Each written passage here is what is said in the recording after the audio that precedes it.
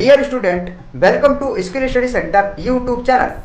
दोस्तों, आज हम बात करेंगे कि 15 अगस्त और 26 जनवरी में जो झंडा फहराया जाता है, इन दोनों में क्या अंतर है। अक्सर यूपीएससी में पूछा जाने वाला सवाल है और इसका उत्तर बहुत कम लोग ही जानते होंगे।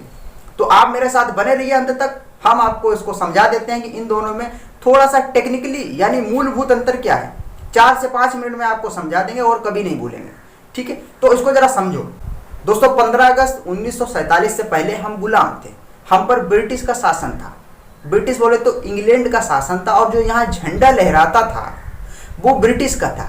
यूनियन जैक जिसको कहते हैं, उसका प्रतीक था यूनियन जैक, यानी ब्रिटिश का झंडा लहराता था। तो उसको देखकर हमको ये लगता था कि ये जो झंडा यानी दूर दराज देश की महारानी हम पर शासन कर रही, तो उसका झंडा लहराता था। लेकिन हमारे देश के युवा जवान और स्वतंत्रता सेनानी ने स्वतंत्रता संग्राम में आंदोलन में भाग लिया, तब उनकी मदद से, उनके बलिदान से हमारा देश आज़ाद हुआ 15 अगस्त 1947 को। उस टाइम जो झंडा लहरा रहा था 14 अगस्त को, 15 अगस्त को हम लोगों ने स्वतंत्रता दिवस मनाया।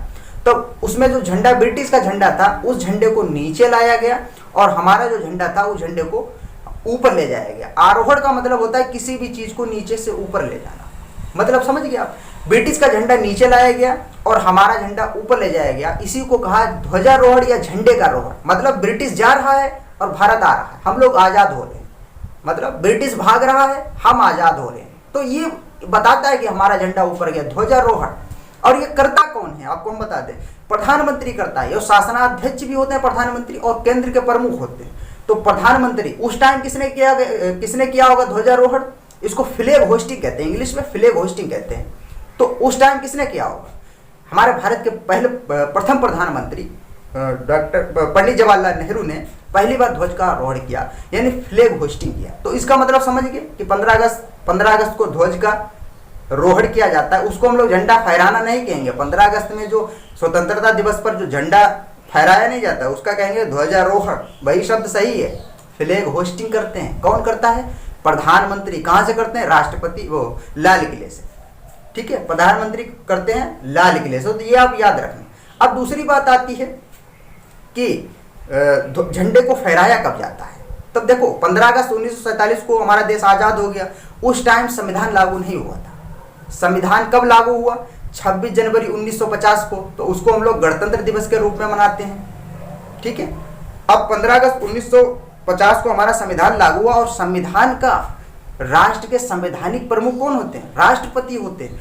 तो 26 जनवरी को जो झंडा फहराते हैं वो हमारे राष्ट्रपति फहराते। कहाँ? राजपथ पर। राजा का पथ, जो संसद भवन है, देश का राजा कौन है? राष्ट्रपति। तो जो संसद भवन से जो रास्ता निकला, यानी जो राजा का पथ है, राज का पथ, राजपथ पर झंडे को फहराते हैं राष्ट्रपति। तो समझ गए। तो इसमें कोई दिक्कत नहीं होगी। इसको कहते हैं अनफर्लिंग ऑफ फ्लैग।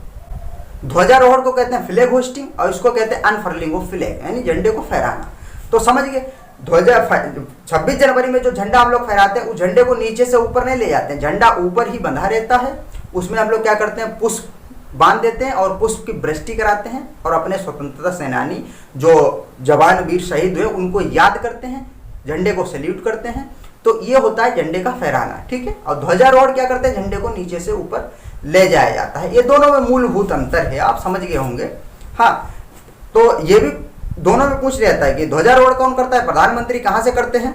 लाल किले से। और झंडे को फहराता कौन है? राष्ट्रपति। कहाँ से? राजपथ से।